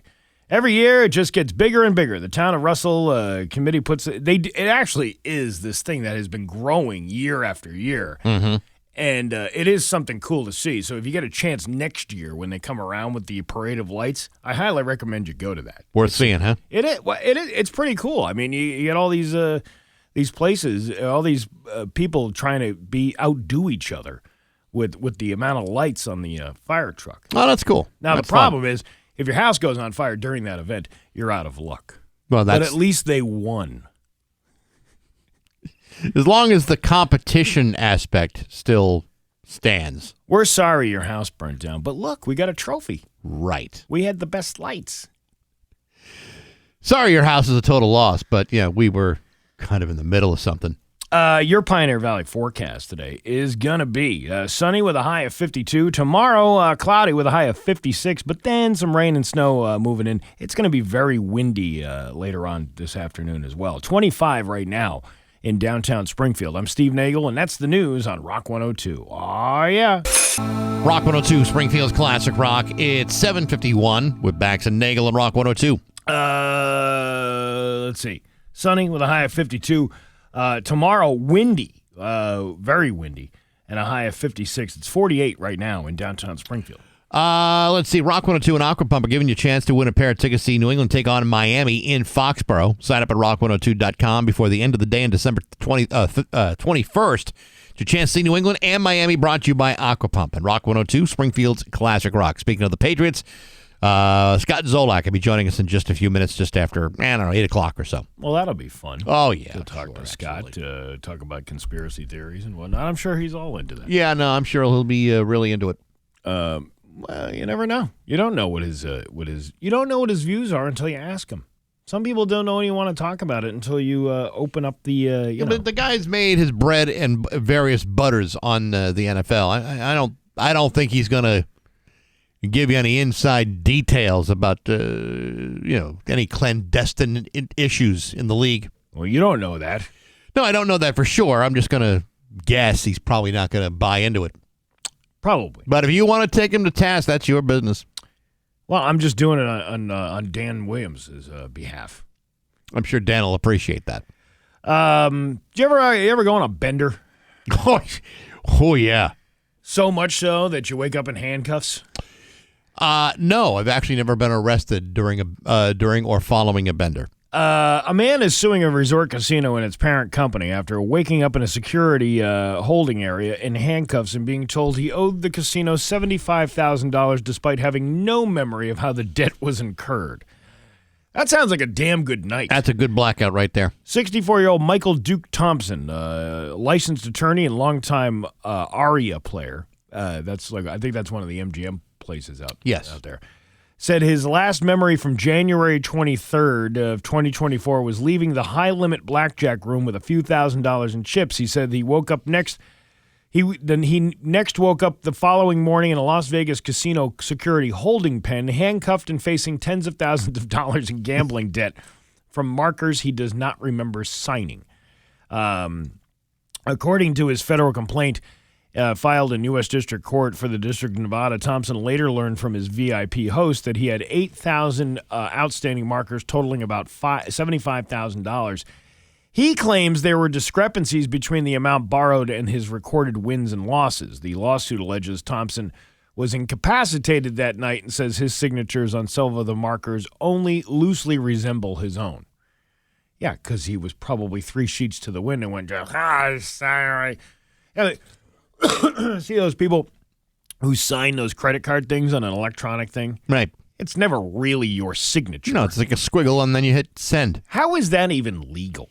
I don't even know the purpose of it because it's not a signature. It's not a signature, and it's not like very rarely have I ran into somebody who said, "Can I see your card so I know it matches the signature on the back?" Like I don't even know how that how that even legally holds anywhere. If you looked at my signature, say like at a CVS, or my signature on my credit card or license, it looked like you're dealing with 2 totally different people. The scribble. That's all it is. Yeah. Thompson's complaint accuses MGM Resorts International of allowing him to continue gambling while allegedly incapacitated, failing to protect him, and unjustly retaining funds obtained under those circumstances. But whose fault was it to continue drinking? I don't think it's the casinos, except they did continue to. Well, did they continue to serve him? But you don't know that. You don't know. Yes, there might be some liability there if they continued to serve him while he was already under the influence. But sometimes, if you came in from another place and you were already half in the bag, I don't know like all the mitigating circumstances. Well, it wouldn't be up to the casino to determine whether or not you're blackout drunk. Like they wouldn't know you're blacking out, which makes me think that this is kind of a phony explanation for a guy who doesn't want to take responsibility for his stupid actions. But if you show up and you're like, I'm coke, then you have some liability issues going on there. Sure. It's much like anybody, even if you don't drink in a bar. Let's say the last place you show up to is a local bar somewhere after you've been drinking all night. Mm-hmm. That bar refuses to serve you. If they don't write an incident report, there's a whole thing with that whole tip system. If they don't write an incident report saying, hey, we saw this guy, he came in, he was hammered, we refused service to him, this is the incident report. If they don't write that, then they're not covering their ass when it comes to a lawsuit. Because if that guy leaves and then gets into a car accident and hurts somebody or hurts himself. And you served him, then you're liable. But even if you didn't serve him, that's what I'm getting at. If you didn't fill out an incident report saying that you kicked this guy out of your club, for the thing, you could be the last place this guy was, ipso fatso, making you the responsible party. Yeah. Well, I'm going to guess this guy's trying to get away with claiming he was in a blackout when, in fact, he just lost a lot of money at a casino. Well, listen, man, you're going to the high-stakes room. I mean, it's not like you're going to the penny slots. No, but still. Well, $500 to me is a penny. Okay. Yeah. Sure it is. Yeah. It's 7:57 on Rock 102. Rock. And now, Bax's View from the Couch. Brought to you by Rocky's Ace Hardware, Winter Storm headquarters before and after the storm. Hey, good morning, sports fans. How the heck are you? Folks, remember a lot of years ago when the New England Patriots threatened to leave the inviting confines of Foxborough, Massachusetts and relocate to Adrian's Landing in Hartford because they couldn't get the state of Massachusetts to pony up to build a new stadium to replace the sloppy dump they've been playing in for years? Boy, I sure do. I also remember at the time thinking what a slap in the face it might have been to move the team away from all those breathtaking shopping plazas and car dealerships on Route 1 and moving it 100 miles west to Connecticut. Thankfully, Mr. Kraft had the financial resources and wherewithal to build his own stadium without moving the New England Patriots to a part of New England that prefers to be part of New York instead. Why am I picking at old scabs? This week, the Chicago Bears announced that because they've been unable to build a new stadium on land they already own due to the state of Illinois' insistence that they build it using their own money, they will begin exploring other options. These options include not only moving the team out of Chicago, but relocating it to Indiana instead. Now, the truth is, the Indiana state border is less than 20 miles away from the city of Chicago. It's like the approximate distance between Springfield to Hadley.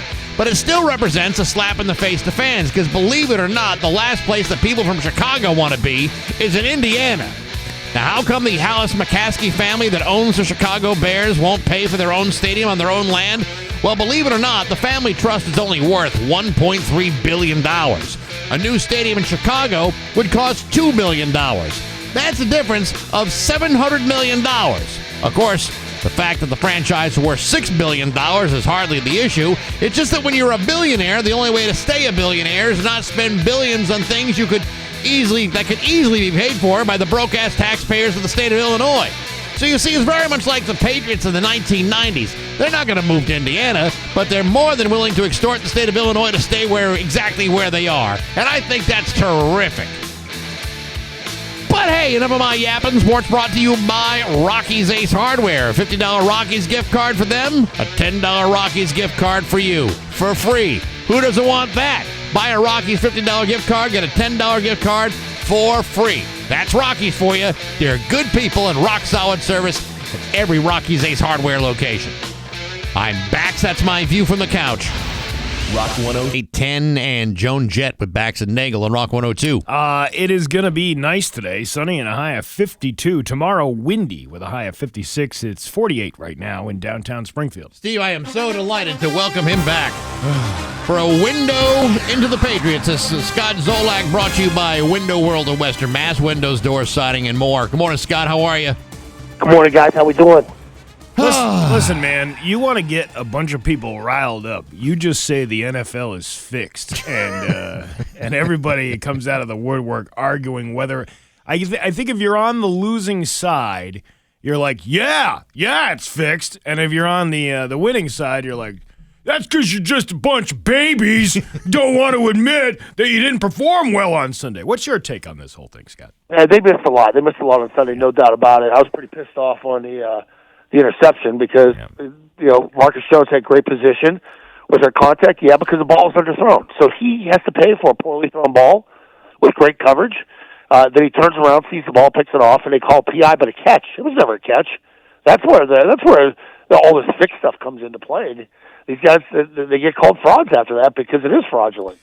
There was never a catch by the offensive player. The defender intercepted the ball. It should have been called PI, but intercepted. And it would be negated because of the PI. And he gave him the ball. It's spot foul. It's a spot foul, goes there, and that's why people think the league is fixed. How much do you know about how these refs – do these refs get disciplined or at least spoken to afterwards going, hey, come on, clearly, there was a face mask grabbing here, there's some interference. Do they get the talking to, and who does that? Oh, yeah. So what you do is each team turns into the league by Tuesday of that week, plays that they had issues with. And they go to the tape, and they say, well, here's where this call was this, and we disagree with it.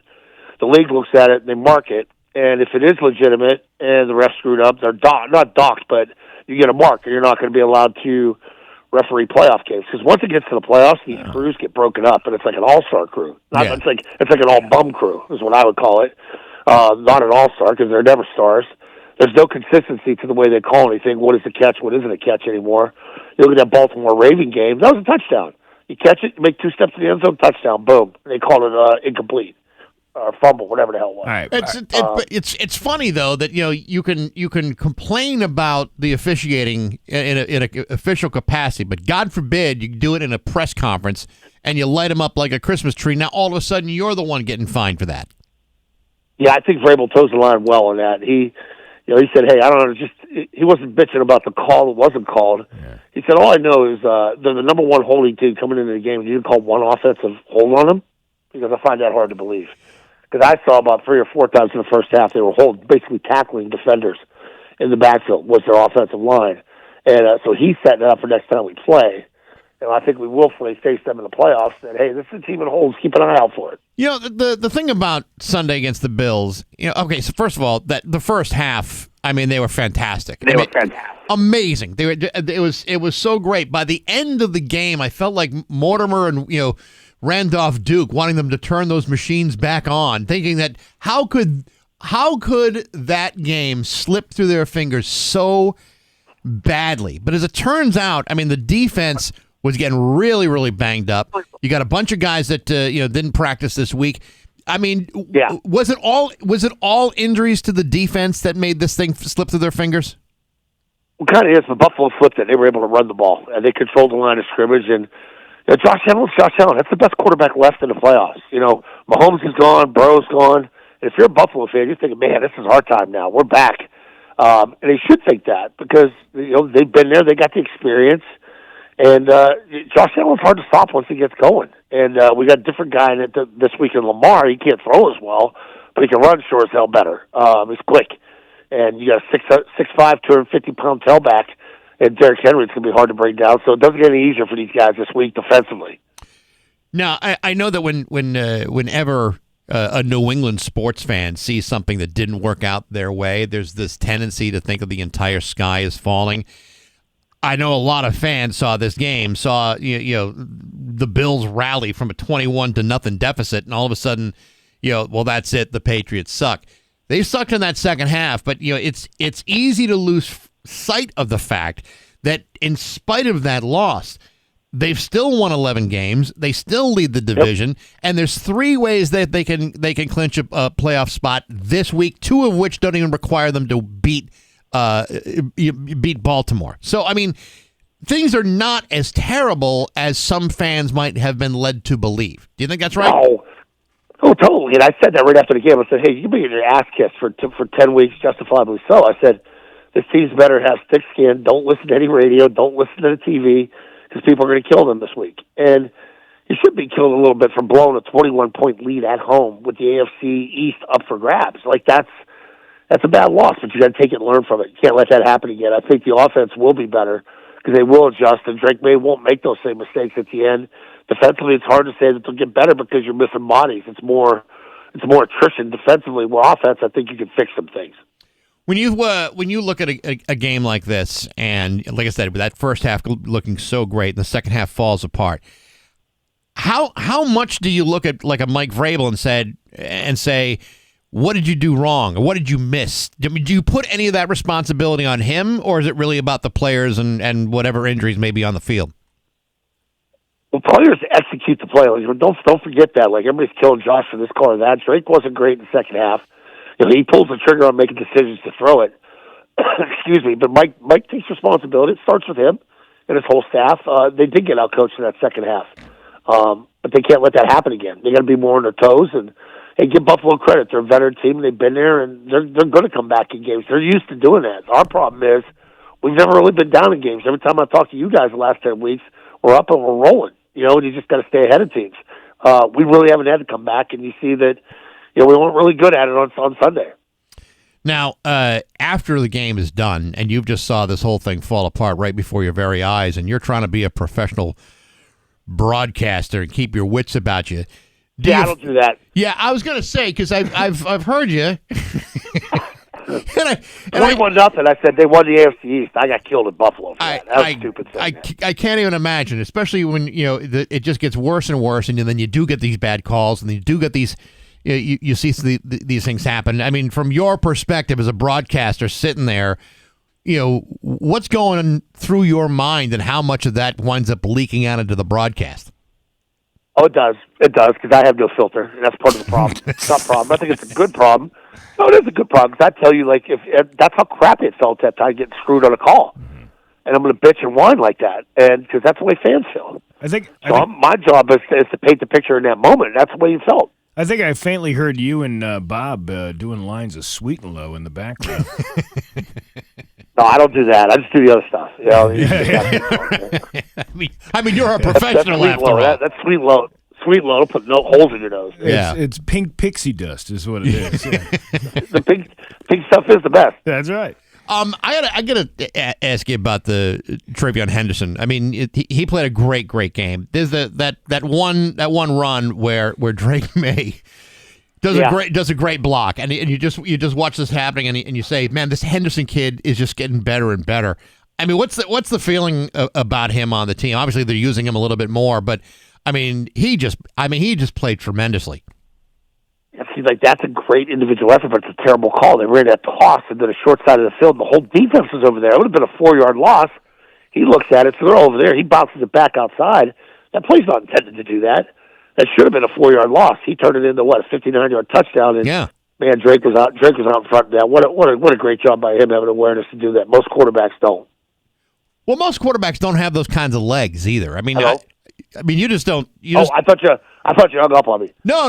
Well, hey, let's not get ahead of ourselves. We may. Don't worry, we only got a few minutes left. But most quarterbacks don't put themselves in that kind of position. Nor do most quarterbacks have that kind of foot speed to make that kind of block. Oh, that dude's fast, man. He is deceptively fast, even on his touchdown runs, because he's so straight up and down. And he's holding the ball with two hands. It doesn't really look like he's moving or like pumping his arms. But Drake's smooth, man. He's quick and fast, and that's good to have at that position. Now, this game this weekend got moved. It's now a primetime game. Yeah, that blows. That blows. I know blows for everybody. I know you love that kind of thing, but at least you're not playing on Christmas Day. At least you got that. It's going to happen next year. I know it. It's going to happen. We're going to end up going to that stupid country of Brazil on a 14-hour flight. That's going to suck. And then I'm going to be bitching because I'm playing on Thanksgiving or Christmas next year. It's going to happen to me. I know it. I'm due. I mean, when you kind of schedule out your season, and then the NFL flexes a game to 8:20 at night, and you're expecting to be home by 4 or 5 o'clock in the afternoon. I mean, that has to be disruptive for everybody. Every team must hate when that happens. Yeah, normally we would get back. I'd be back on my couch by 7:30 that night on a 1 o'clock game on a 40-minute flight to Baltimore. And now we got our schedule. We're coming back at 4 a.m. on a Sunday night in the Gillette Stadium. That sucks. That sucks. That'll put me in a good mood for Monday, huh? Yeah, no kidding. Well, I'm glad I'm not talking to you on Monday. Oh, that's right. We're off next week, baby. Monday's my last day, and I'm going on vacation for 2 weeks.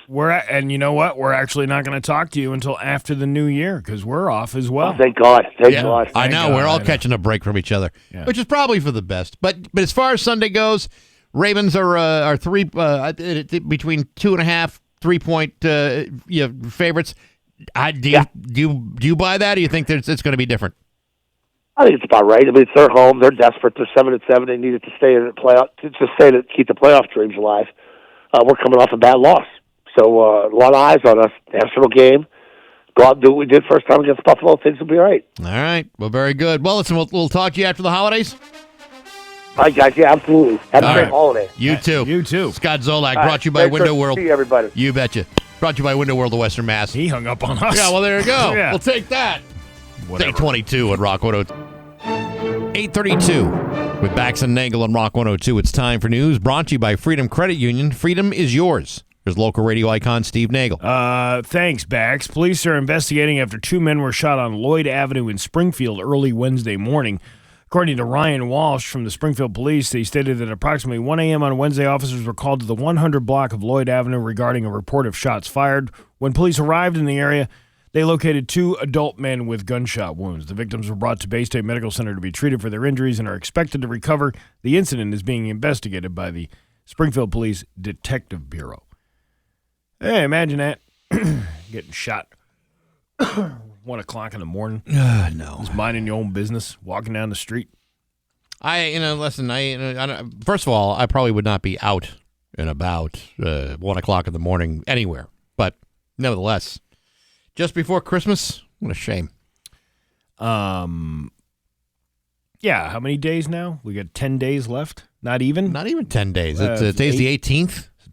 7 days? Yeah. 7 days, and just 7 days before Christmas. That's not right. You shot me in my ass. You're much better shooting people after the holidays. Yeah, ring in the new year with the Yes. gunshots. Come on. And whatnot. Why can't anybody get their crap together? Where's the Christmas spirit in this area? You know what I mean? The developer of Springfield Crossing, which had its grand opening yesterday, is responding to traffic concerns at the city's newest shopping center. Remember we heard about the traffic concerns yesterday? Yes. Springfield Crossing has only been open since November 19th with a handful of stores, and more are preparing to open their doors. Since the business first opened, Western Mass News has been receiving complaints about traffic at the intersection at the old Eastfield Mall site. One viewer pleaded for the traffic light to be adjusted and said the BJ's side of the street and the parking lot across the street shouldn't get green lights at the same time.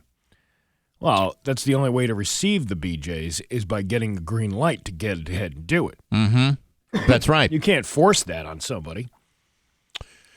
You know, Steve, these are all very good questions. I mean, it's the holidays. You got a BJ's available for people to enter.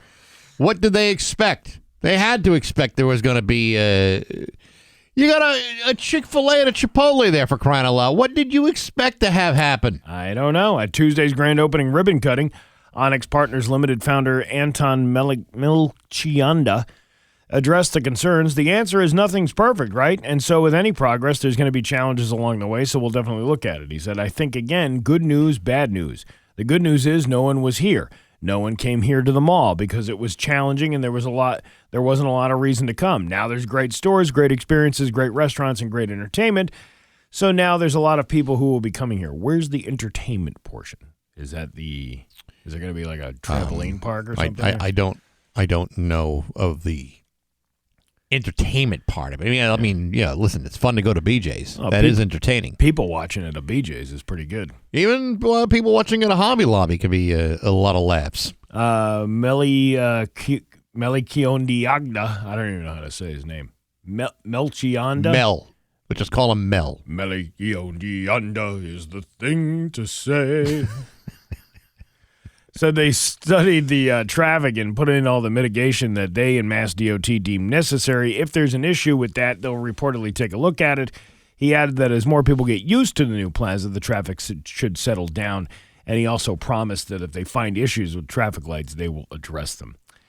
I mean, there's going to be traffic because of it's brand new. And by the time, it settles down and BJ's is no longer offering $15 memberships and things like that. It'll even out with the amount of it, but everybody wants to go now because it's brand new. It's brand new, and you know what? I mean, you only been able to go to Chicopee to get to BJ's. Now you got choices. I wonder how the crowd is at the BJ's in Chicopee. That's what I'm saying. This is the best time to go to the BJ's in Chicopee because everybody's at the Springfield one. They're selling the same stuff. Probably for the same prices. Yeah, I don't think. How could it be any cheaper? Can't be. Or can it be? 8 miles away. You think it's cheaper 8 miles away? I don't know. I don't know what they do. Well, I thought you were familiar with the BJ's. I know you were very adamant about that location up on 91 at the Scenic Outlook. You went to a BJ's many times up there. No, Steve, there's not a BJ's at the Swallow Hollow. I don't know. I saw you putting a load in your car that was unbelievable. That was different. Are you sure? Yes. You and your Scenic Outlooks. Yes. Mm-hmm. Very scenic. Let's see. Let's go down to Connecticut. You want to go down to Connecticut? Do I? Well, this is a national story about the guy leaving free weed out. Apparently, you're not allowed to do that. You can't leave free. This guy was. I thought you were able to gift weed. No, there's a guy in California. It was fresh Christmas trees for sale, and then he also was like, "Here, have some trees of your own." And he was giving out sample jars of the weed that he grew on his property. I don't think that's a bad idea. Listen, around the holidays, who doesn't want that? These are like horrible stories. I'm actually giving up right now. I'm kind of checked out already. You Steve, I was checked out at 6:05 this morning. You're 7 days before Christmas. You're on vacation after Monday, which I don't even know why you're bothering coming in on Monday. They gave us the extra holiday. Well, I did consider that when they just alerted us after I already submitted my time. Yeah. I mean, I could carry it over to next year, maybe, if I can get them to see it my way. Or maybe I'll take the Monday. I don't know. Got to work that out. But it's one free day. It's either the day after Christmas or the day after New Year's. You can use, and now that you've already picked your vacation and used your vacation days, you have one extra day. You could take Monday off. Huh. Something to consider. Would you be okay with me not being in for one more day? Yeah. Or you're just dying to have me on Monday? But we'll have to break it to Tony Ravosa that he won't be able to talk about bringing a Cadillac dealership to the area. All right. I'll show up on Monday. Are you sure? For Tony, I'll do it. Just because when you go to your dinner club, you're going to have to face him and go, sorry, I took an extra day off. Listen. Isn't he part of that supper club that you go to? Oh, yeah. He's one of the organizers of it. Yeah. Yeah. It's not like being part of a group like that where you all grease each other up and talk about how great you are. No, Steve, that's not what it's all about. Yeah. It's a social club where dudes get together, get a really nice meal, have a couple drinky poos here and there. Kind of lube each other up Lube talk each other shop. up. A bunch of dudes. It's a very nice thing. Started by him and the late, great Andy Yee. Yeah, but I don't think Andy Yee would like what it has turned into. No, Andy would have loved it. Andy still loved it. Andy loved it when he was still alive. Andy would have said, I don't want you idiots getting together and puffing each other up. This was meant to be a dinner club. And it is not a dinner and ego-boosting club. It's not an ego. There's no egos being boosted I believe there's a lot of puffing going on. There's no puffing. There's no ego stroking. There's none of that. I don't go for that. I go for the meal and to see my good time friends.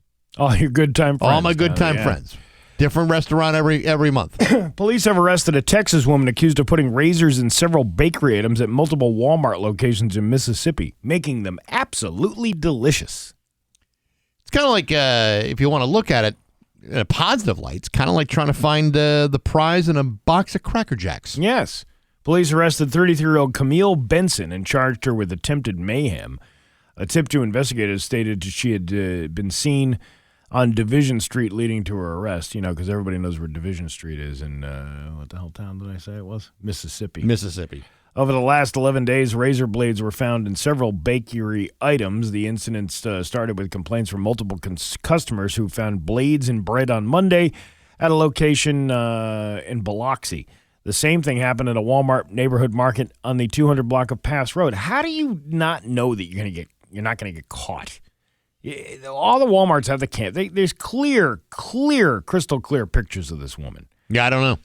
Obviously not that bright or mentally ill. One of the two. I'm going to go with mentally ill. Who seems to have a pig nose. She's a pig lady? Pig lady. After finding the blades on Monday, Walmart reported to police that they had something similar happen on December 5th and December 7th. The razor blade was found in a banana nut muffin. Worst muffin ever. Is that what you did to the muffin? Yeah, I can understand bread. Bread is sliced, right? Yeah. All right. Well, as long as you pull the slices apart, you're good. But a muffin? A banana nut muffin. Doesn't matter what kind of muffin it is. If it's got razor blades in it, that's a lousy muffin. And you're never going to know that until you chomp into the muffin. By that point, you're cutting the inside of your mouth open. And, oh, my God, what a pain that is. That's why you always go with prepackaged foods. Like the chips or dip. You don't go for the bakery stuff at a Walmart. You don't know if somebody's going to be putting razor blades in there. I think for the most part, 95%, 85% of everything you buy in the Walmart grocery aisle is probably safe to eat. I was talking with the boss yesterday about discontinued items. Mm-hmm. You remember pizzerias? Sure. Like from the Keebler Company. Yeah. They were almost like Doritos. Yeah. But they were shaped like, they are Doritos, but they had pizza flavoring to them. Right. As opposed, Why do they get rid of things that were seemingly popular? I don't know. I don't know. I never figured that out. Like cheese nips. Yeah. Remember cheese nips crackers? Yeah, cheese nips were pretty good. Yeah. I mean Cheez-Its are probably a more superior product, but on a pinch, I like cheese nips. I don't know, man. I have to agree with the internet because the internet was talking about how the taste of Cheez-Its has changed dramatically. And I think my kid got some a couple of weeks ago, and I tried them, and they're right. It's got a little, like they're cheapening up the ingredients or something's happening there. I don't like hearing that. Well, and it's funny how people are, talking about, grocery prices are down. Okay, they're not really down. The size of the box has gotten significantly smaller. Oh, I know that. So the price might be the same. Even the family-size box is as big as the old box. Well, we talked about the smaller family last week about the Oreo cookies and how much frosting you're getting in. The double stuffed Oreos are now like the regular Oreos, and Oreo has denied this happening. But my mind, listen, as a fat guy, I can pick out what had more filling to it and which didn't. Of course. And they did have more filling in them up until a few years ago. It's one of these corporate conspiracies they don't want the average person to figure out. That's why they do it in the first place. They figure if we eliminate all the old ones, you'll never know the difference. So they phase them out slowly, and then all of a sudden they start phasing in the inferiority complex they've got now. Yeah. Somebody just asked on the Route 10 tire line, why when one of you are not there is always a best of show? What do you want to hear? One of us? Believe me when I tell you. We're not Rush Limbaugh's. Left to our own devices, this empire would crumble like that. We're not Rush Limbaugh's or Sean Hannity's or any of these people that could hold a show on their own. No, that's why we're together. And matter of fact, those people also have producers. Yeah. Which we don't have the money for. No. Because we're investing it into a leased building What next do month. you want me to do? Talk to myself? Yeah. Please. Yeah, I'm not gonna sit here. No, a day off for you is a day off for me because all I get to do is come in here and put my feet up on the desk and read the paper. Maybe we'll get a guest host. I'm gonna pretend I didn't hear that. Your Pioneer Valley forecast today is gonna be sunny with a high of 52. Tomorrow, cloudy with high winds up to 50 miles an hour gusts. 56 for a high. It's 48 right now in downtown Springfield. I'm Steve Nagle, and that's the news on Rock 102. Oh, yeah. Rock 102, Springfield's Classic Rock. It's 8:52. And Nirvana with Bax and Nagle on Rock 102. There you go. Tomorrow on the show, it is the final Open Line Friday of 2025. I'm just going to send this out there, kind of like opening up to the universe, that I'm hoping that tomorrow is the finest one we've ever done. You think so? I'm hoping. I'm laying it out there in the universe, using the law of attraction, hoping that it actually fulfills fulfills a wish. Fulfills a wish. Yeah, it's my Christmas wish is to have an Open Line Friday that doesn't make me want to beat myself in the face with a sock full of soap. I don't think you're ever going to deal with that. That is brought to you by Linton Septic, and of course, no foul language, no hate speech. Try not to act like a dank and get it out of your mouth in 30 seconds. $20 dinner and a comedy show tonight. Big night. 2 big nights tonight. Again, moving it to 7 o'clock was probably the best decision we ever made because tickets are selling really good for tonight. And they're also selling really good for Saturday, the 5 p.m. show. Yes. That starts at 5 p.m. You will be out of there by 6:30. You could actually go to the comedy show on Saturday and still do something sociable afterwards. There's still time. Lots of time. Yeah. Lots of time there. So, if you want tickets, message me, and you can reserve them for tonight or Saturday. The matinee shows seems to be a big hit. I'm telling you, there's the over 50 crowd loves that stuff. They love it. I would like to go to your comedy routine, but I can't stay up past 6 p.m. because my pill thing doesn't go past Eve.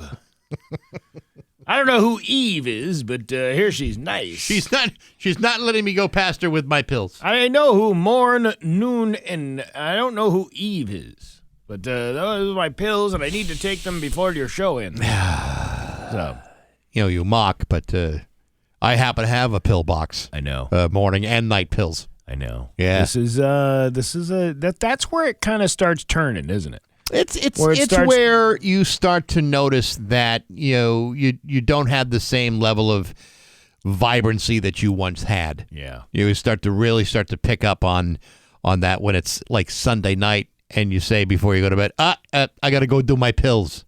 Sorry, doll.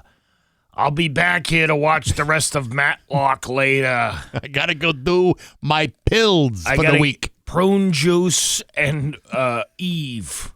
That's what I'm doing tonight. I'm going to do my pills while I'm sitting on a water bottle drinking my Malox. Oh, the constipation the next morning is ridiculous. I need something to get things moving down there. I'm all bound up. Honey, have you seen my stool softeners?